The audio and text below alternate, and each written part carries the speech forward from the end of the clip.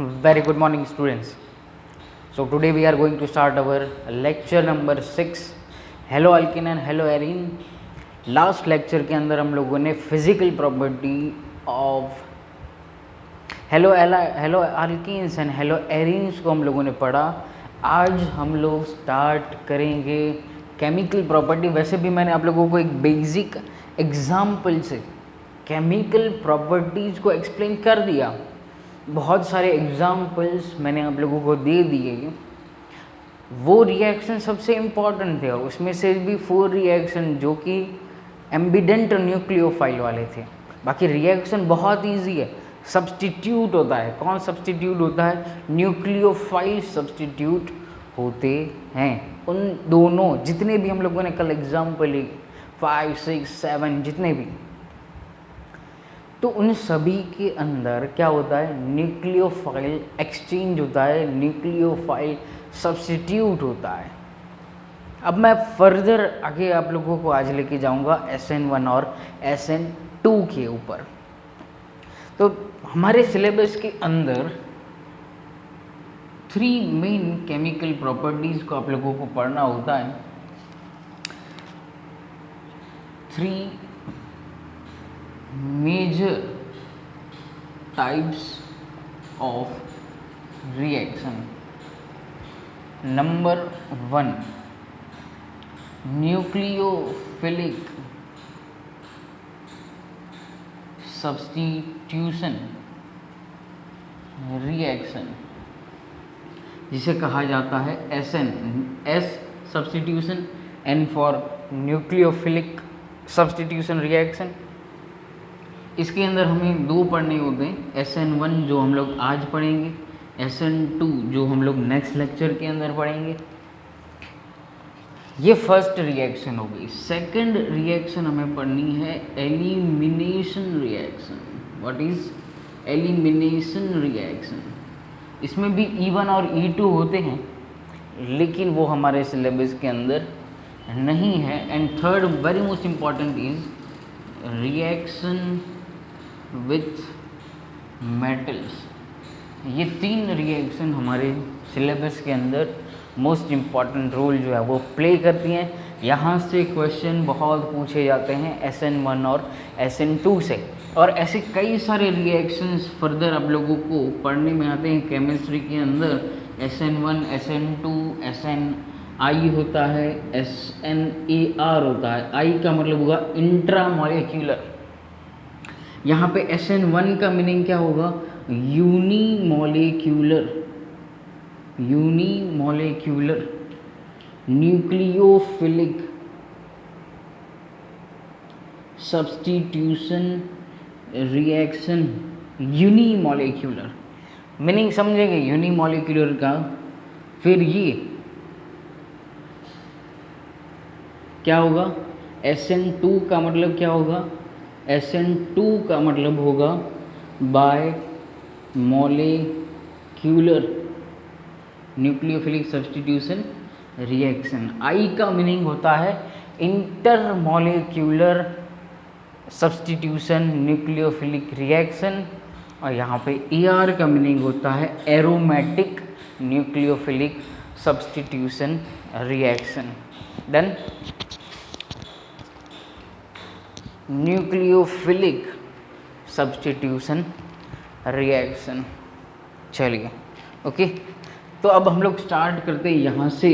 SN1 reaction mechanism सबसे important, very easy भी है, और बोर्ड में कई बार 3 मार्क्स में पूछा गया ये क्वेश्चन. 3 और 4 मार्क्स में बहुत पूछते हैं.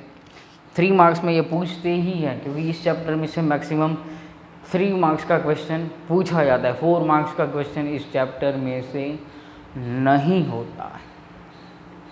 चलिए, तो अब हम लोग स्टार्ट करते हैं SN1 रिएक्शन. हेडिंग लिखो SN1 रिएक्शन. क्या नाम होता है इसका? यूनिमॉलिक्यूलर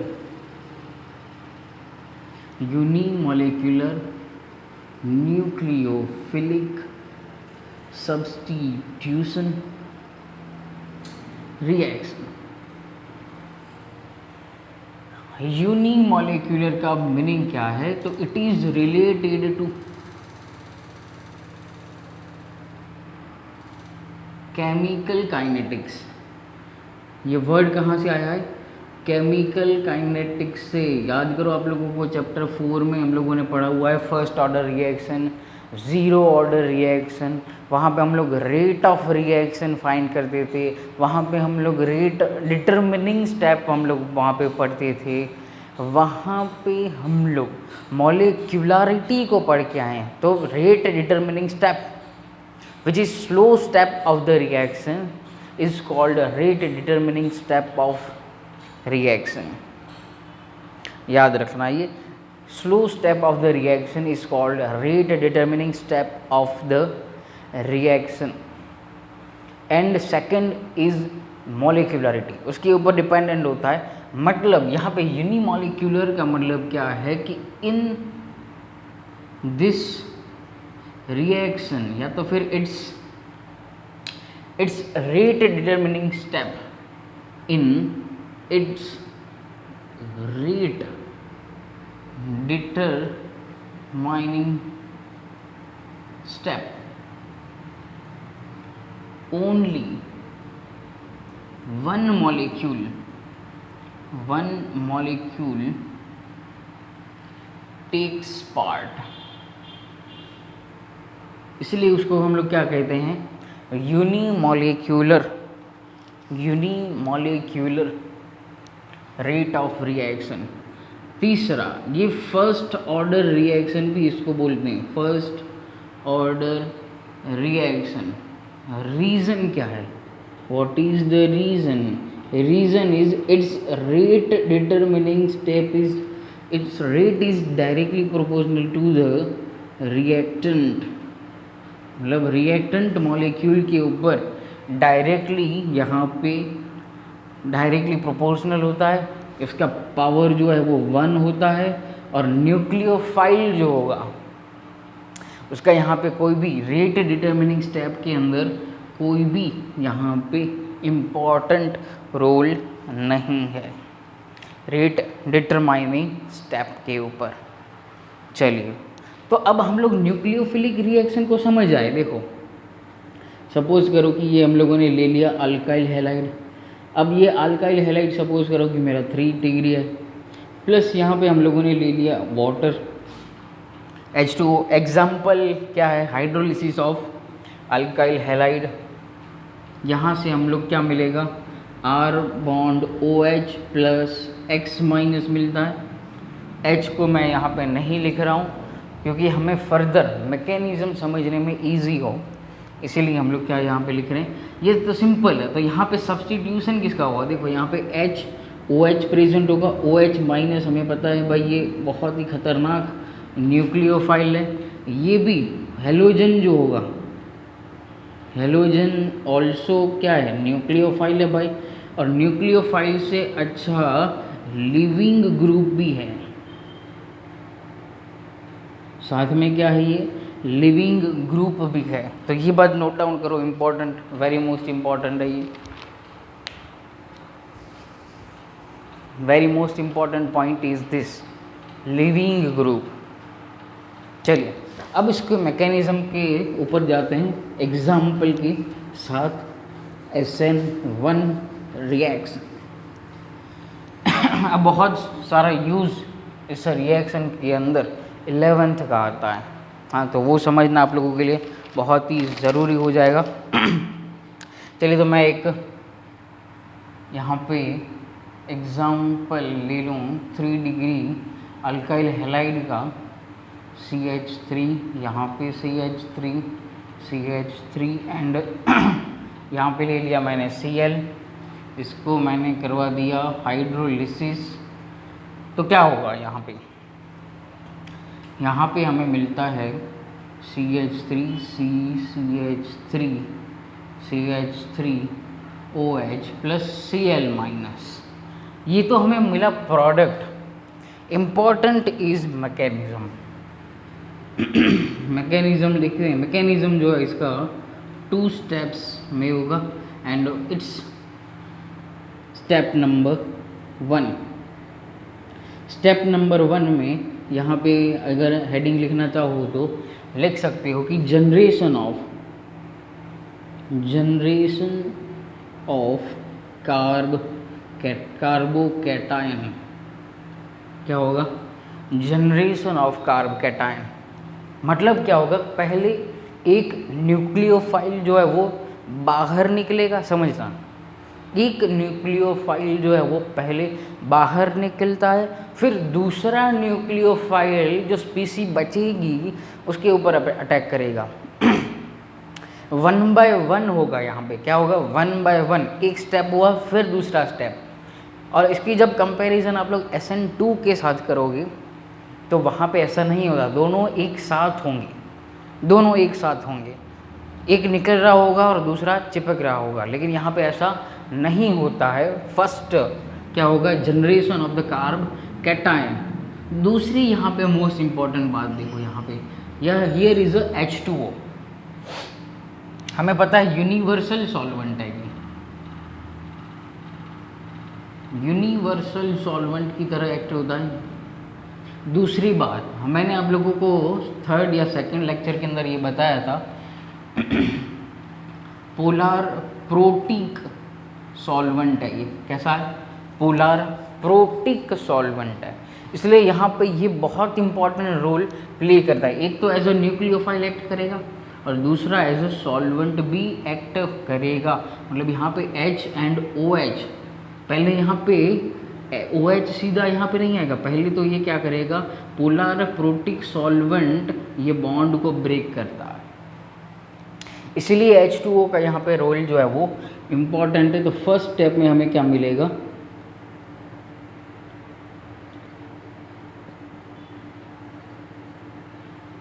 यहाँ से सीधा ये सबसे पहले क्या बॉन्ड ब्रेक करेगा? C बॉन्ड Cl जो है वो ब्रेक होगा। मतलब हमें क्या मिलेगा? एक स्टेबल कार्ब कैटायन जिसके ऊपर आएगा पॉजिटिव चार्ज, प्लस हमें क्या मिला? Cl minus. कार्ब कैटायन कैसा मिला? 3 डिग्री। याद रखो, stability of the carb cation मैं लिख दूँ यहाँ पे, stability 3 degree, 2 degree, 1 degree methyl. इसलिए मैंने यहाँ पे एग्जांपल आप लोग क्या दरवाया? 3 डिग्री, क्योंकि 3 डिग्री बहुत अच्छी SN1 रिएक्शन देता है, उससे थोड़ी बहुत कम 2 डिग्री, उससे थोड़ी बहुत ही कम रेयरेस्ट केस में 1 डिग्री SN1 रिएक्शन देता है। तो ये याद रखो आप लोग, स्टेबिलिटी। अब यहाँ पे एक और नोट डाउन करो पॉइंट, अगर ऐसा कोई एक कंपाउंड आ गया जिसके अंदर बेंजीन भी प्रेजेंट है और वो 2 डिग्री है, बेंजीन प्लस 2 डिग्री हो, तो वो 3rd डिग्री से भी स्टेबल होता है because of the hyper conjugation and resonance. 11th में मैंने अभी आप लोगों को बोल दिया 11th के टर्म्स यहाँ पे आएंगे, तो वो मैं अभी एक्सप्लेन नहीं करूँगा। रेजोनेंस की वजह से, रेजोनेंस का मीनिंग क्या है? वो स्टेबिलिटी अचीव करना पसंद करता है रेजोनेंस की वजह से। तो यहाँ पे अगर 2 डिग्री प्लस बेंजीन आ गया तो बेंजीन में ऑलरेडी हाइपर कॉन्जुगेशन मिलता है। हाइपर कॉन्जुगेशन डबल बॉन्ड वाला घूमता रहता है, तो वो हाइपर कॉन्जुगेशन की वजह से यहाँ पे सेकेंडरी प्लस बेंजीन हो जाएगा, तो उसके अंदर वो भी स्टेबल हो जाएगा। कौन किससे? 3rd डिग्री से। अब यहाँ पे देखो, अब H2O जो है वो इसके ऊपर अटैक करेगा, तो हम लोग जाते हैं स्टेप नंबर 2 के ऊपर।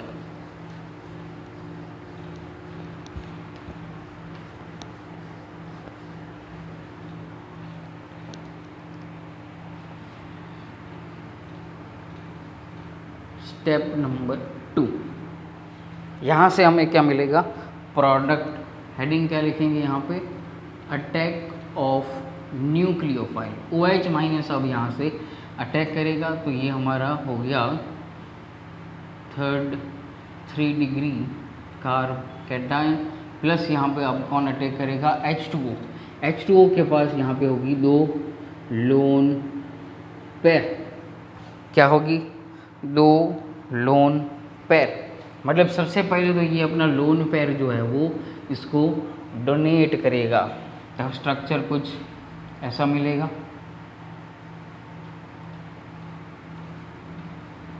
ऑक्सीजन के ऊपर आएगा प्लस चार्ज, क्योंकि एक लोन पेयर उसने डोनेट कर दी, यहाँ पे दोनों हाइड्रोजन। फिर से यहाँ पे क्या करेगा, सेकंड टाइम H2O जो है यहाँ पे इसके ऊपर अटैक करता है, और अटैक करके ये जो है वो चला जाएगा, ये अपने इलेक्ट्रॉन जो है वो वापस ले लेगा, और यहाँ से हमें प्रोडक्ट मिलती है। ये कहाँ चला जाएगा भाई, उसके साथ जो आगे Cl बाहर निकला था उसके साथ जो है वो वहाँ पे भाग जाएगा। ये तो एज ए सॉल्वेंट वर्क करेगा। हाँ, तो यहाँ पे आप लोगों को ये स्टेबल प्रोडक्ट जो है वो मिलती है। लेकिन सबसे इम्पोर्टेंट रोल क्या कौन प्ले करता है, पोलर प्रोटिक सॉल्वेंट, क्योंकि फर्स्ट स्टेप, हाँ वो हमारे वहाँ पे लिखना हम लोग भूल गए। स्टेप 1 के अंदर लिखो, स्टेप 1 क्या है, it is rate determining step है वो।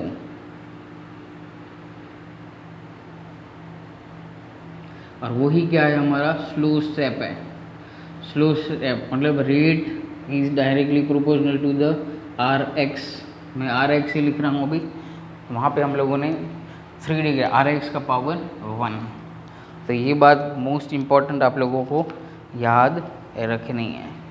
देन तो एक समरी ले लें अगर, तो सबसे पहले हम लोगों ने बात की, यहाँ पे ये मैकेनिज्म हुआ ख़त्म। सबसे पहले हम लोगों ने क्या बात की, it is a unimolecular reaction. Unimolecular reaction का मतलब क्या है, उसके अंदर जैसे हम लोगों ने यहाँ पे स्टेप 1 के अंदर देखा, रेट डिटरमिनिंग स्टेप के अंदर एक ही मॉलिक्यूल था, that is 3rd degree alkyl halide, इसलिए उसको नाम दे दिया गया फर्स्ट ऑर्डर रिएक्शन, इसलिए उसको नाम दे दिया गया यूनिमॉलिक्यूलर रिएक्शन। ओके, तो यहाँ पे उस स्टेप के अंदर nature of the alkyl halide वो भी इम्पॉर्टेंट बात आ गई, क्योंकि जितना स्टेबल कार्ब कैटायन मिलेगा उतना ही हमारे लिए अच्छा है, रिएक्शन के लिए अच्छा है, उसके लिए अच्छा है। तो नेचर ऑफ अल्काइल हैलाइड भी वहाँ पे इम्पॉर्टेंट हो जाता है। ओके, लेकिन कभी कभार ऐसा हो जाता है, कोई एक मॉलिक्यूल रीअरेंजमेंट कर लेता है। मान लो कहीं से प्रोडक्ट मिली, वो 1 डिग्री में जा रही है, और वहाँ पे उसके पास पॉसिबिलिटी है। फॉर एग्जांपल देखो CH3C, यहाँ पे CH3 ले लूँ, ये CH2 एंड Br, यहाँ पे लिखो CH। अब ये अच्छा लिविंग ग्रुप है, तो मतलब ये निकल जाएगा, तो ये जो होगा इसके ऊपर आएगा पॉजिटिव चार्ज। अब ये कैसा है, 1 डिग्री है, अगर ये पॉजिटिव इसके ऊपर ट्रांसफ़र हो जाए तो कैसा बन जाएगा, 3rd डिग्री में चला जाएगा ये। तो इसको हम लोग क्या बोलते थे 11th के अंदर, रीअरेंजमेंट हो जाएगा यहाँ पे। तो रीअरेंजमेंट में भी हमें ध्यान रखना होगा। रीअरेंजमेंट में भी हमें रीअरेंज यहाँ पे सबसे इम्पॉर्टेंट रोल प्ले कर सकता है। क्यों, क्योंकि हमें यहाँ पे फॉर्म करना है स्टेबल कार्ब कैटायन। हमारा एम ही वही है कि एक अच्छा सा स्टेबल कार्ब कैटायन फॉर्म हो, और वो सेकेंड स्टेप के ऊपर अफेक्ट नहीं करता है। सेकेंड स्टेप का मतलब क्या है, न्यूक्लियोफाइल पे ऊपर वो अफेक्ट नहीं करता है। इसके अंदर इस रिएक्शन को हम लोग बोलते हैं एक्सोथर्मिक रिएक्शन है। ये एक्सोथर्मिक रिएक्शन है क्योंकि वहाँ पे C बॉन्ड Cl जो है वो ब्रेक हो रहा है, C बॉन्ड O जो है वो फॉर्म हो रहा है, मतलब यहाँ से हाई अमाउंट ऑफ एनर्जी जो है यहाँ से बाहर निकलती है, इसलिए ये एक्सोथर्मिक रिएक्शन है। लेकिन सबसे इम्पॉर्टेंट बात हमें ये सीखनी है, स्टीरियोकेमिस्ट्री ऑफ अल्काइल हैलाइड। बहुत ही सिंपल स्टीरियोकेमिस्ट्री, वर्ड सुनने में हार्ड है, समझने में बहुत इजी है। तो चलिए उसको हम लोग समझते हैं।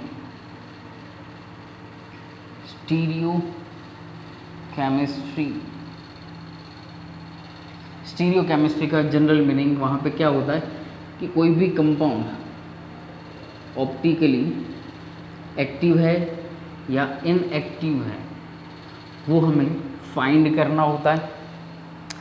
सेकंड मोस्ट इम्पॉर्टेंट जो कंसेप्ट होता है कि one chiral carbon is present, वहाँ पे क्या होना, कायरल कार्बन प्रेजेंट होना चाहिए। कायरल कार्बन का मीनिंग क्या है, 4 valencies of carbon must be different होनी चाहिए, डिफरेंट होनी चाहिए, चारों के चारों डिफरेंट कंपाउंड्स होने चाहिए, तो उसको हम लोग बोलते हैं कायरल कार्बन। अब देखो यहाँ पे जो हमारा कार्ब कैटायन फॉर्म हुआ था वो कुछ इस टाइप का था, उसका टेक्स्ट बुक में कुछ स्ट्रक्चर जो है वो ऐसा दिया हुआ है। यहाँ पे आप लोगों को क्या दिखाए गए हैं, लोन पेयर्स यहाँ पे दिखाए गए हैं और यहाँ पे एक बॉन्ड दिखाया गया है। इस कार्बन का हाइब्रिडाइजेशन जो होता है, हाइब्रिड याद नहीं रखना है लेकिन कभी कभार पूछा जाए तो लिख लेना, sp2 हाइब्रिडाइजेशन में ये जाता है। अब सपोज करो कि हमारा जो फर्स्ट Cl था, Cl जो लिविंग ग्रुप फर्स्ट स्टेप के अंदर जो निकला, वो अगर यहाँ पे प्रेजेंट है, देखो यहाँ पे दो पॉसिबिलिटीज़ यहाँ से मिलेंगी, यहाँ प्रेजेंट है और इसी जगह हमारा न्यूक्लियोफाइल आ जाए, मतलब ऐसे कुछ बन जाए कि C यहाँ पे न्यूक्लियोफाइल, यहाँ पे ऐसा कुछ बन जाए, या तो फिर यहाँ पे ना आके यहाँ पे इस पोजीशन के ऊपर आ जाए, इस पोजीशन के ऊपर आ जाए, तो यहाँ पे दो पॉसिबिलिटी हैं ऐसी एक, तो यहाँ पे क्या करता है, इसको हम लोग बोलेंगे रिटेंशन, रिटेंशन या तो फिर RS नोमेनक्लेचर में बोलते हैं R, और इसको हम लोग बोलेंगे इन्वर्जन, इसको हम लोग क्या बोलेंगे, इन्वर्जन। ये इन्वर्जन हो गया, इससे ऑपोजिट का मतलब होता है इन्वर्जन, और इसको सिंबल देते हैं S सिंबल। बस तो इतना ही समझना है। अगर इन दोनों का हमें मिक्सचर मिलता है, ये भी 50% मिलता है, ये भी 50% मिलता है, तो इसको हम लोग बोलते हैं रेसिमिक मिक्सचर। इन दोनों को एक और वर्ड दिया जाता है, क्या, इनांसियोमर्स। इनांसियोमर्स भी यहाँ पे नाम दिया जाता है। इनांसियोमर्स का मतलब क्या है, mirror images, mirror images of each other, उसको हम लोग क्या बोलेंगे, मिरर इमेजेस एंड इनांसियोमर्स। देन लेकिन यहाँ पे एक और बात याद रखो, इन्वर्जन प्रोडक्ट जो है वो मोर देन 50% में होता है। मेजर प्रोडक्ट जो होगा वो आप लोगों का ये होगा मेजर प्रोडक्ट इन SN1। इसको समझो, जो इम्पोर्टेंट बातें हैं वो मैं आप लोगों को बताते जा रहा हूँ। डन, चलिए तो लास्ट हम लोग देख लेते हैं फैक्टर्स अफेक्टिंग SN1 रिएक्शन, फिर इस लेक्चर को करेंगे ख़त्म।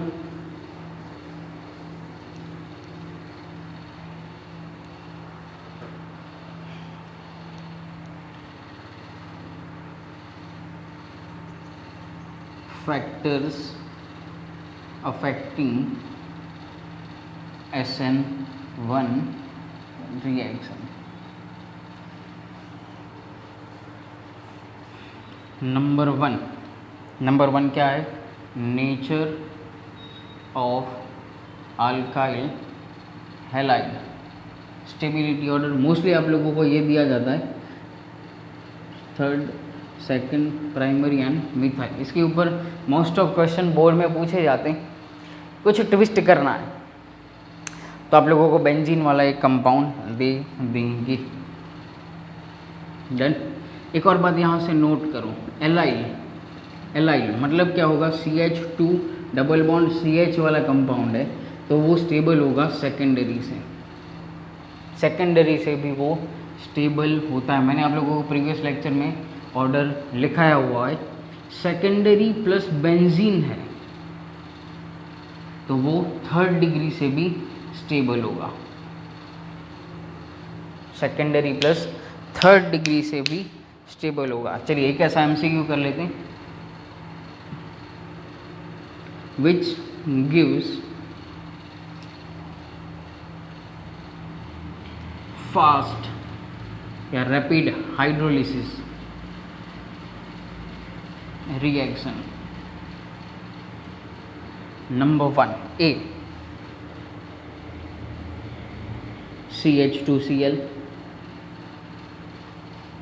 ऑप्शन बी आप लोगों को कुछ ऐसा दिया है CHCl CH3।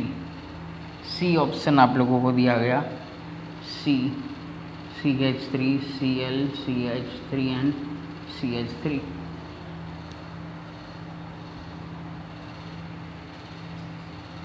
एंड डी आप लोगों को दिया गया CH2 double bond CH CH2Cl। क्या करना है, फर्स्ट स्टेप ही देखना है लिविंग ग्रुप। तो यहाँ से जब आप लोगों का लिविंग ग्रुप यहाँ ये निकला तो ये कैसा बना, बेंजाइलिक बना। अब यहाँ पे देखो मैंने ये जो बात की सेकेंडरी प्लस बेंजीन, यहाँ से आप लोग बेंजीन को यहाँ पे ये जाएगा भाग जाएगा, ये CH है, इसके ऊपर आएगा पॉजिटिव चार्ज 1 और यहाँ पे 2, सेकेंडरी प्लस बेंजीन है। तो यहाँ पे क्या होता है, हाइपर कॉन्जुगेशन प्लस रेजोनेंस, मतलब B सबसे ज़्यादा हमें देगा। फिर ये थर्ड डिग्री जाएगा यहाँ से, B is greater than C, then हमारा आएगा बेंजीन एंड देन आएगा हमारा D। तो ये आप लोगों का ट्रू ऑर्डर हो जाएगा। तो आप लोगों को ऐसे सॉल्व क्वेश्चंस करने हैं।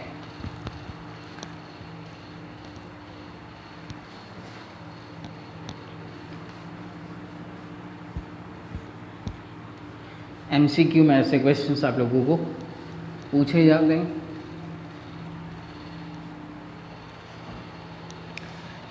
सेकंड फैक्टर जो है वो है nature of leaving group.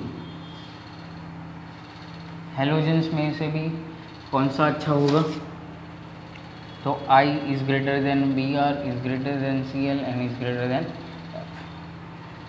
Third point, nature of solvent